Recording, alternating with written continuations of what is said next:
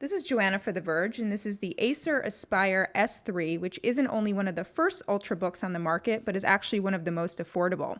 And one of the first things you'll notice about this laptop is actually how thin and light it is. But unfortunately, this system does not feel as solid as the MacBook Air or some other PC laptops on the market.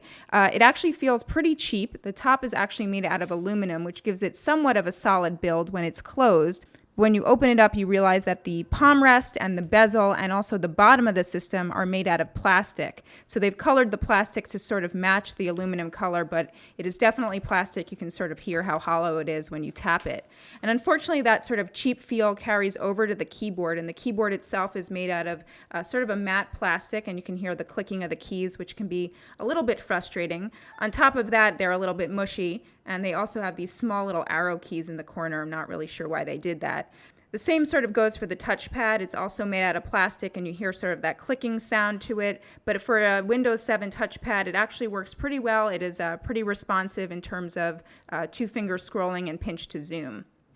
So Acer and Intel have worked pretty hard here on performance and getting rid of some of those sacrifices you once had to deal with for a thin and light system. They've packed the system with a Core i5 processor, 4 gigs of RAM, and a 20 gigabyte SSD, along with 320 gigabytes of a hard drive space. The SSD allows the system to boot pretty quickly and resume from sleep in 2 seconds, but unfortunately the rest of the OS, sort of launching programs and launching applications, is a little bit slower.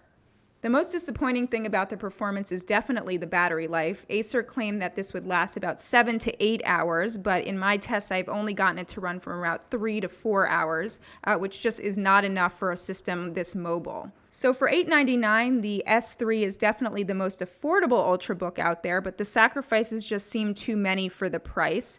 For those that are in the market for a thin and light laptop, I would definitely suggest Apple's MacBook Air. Even if it is $400 more, you definitely get a better build quality and longer battery life for the price. Or you can wait for one of the new ultrabooks coming from Asus, Toshiba, and Lenovo.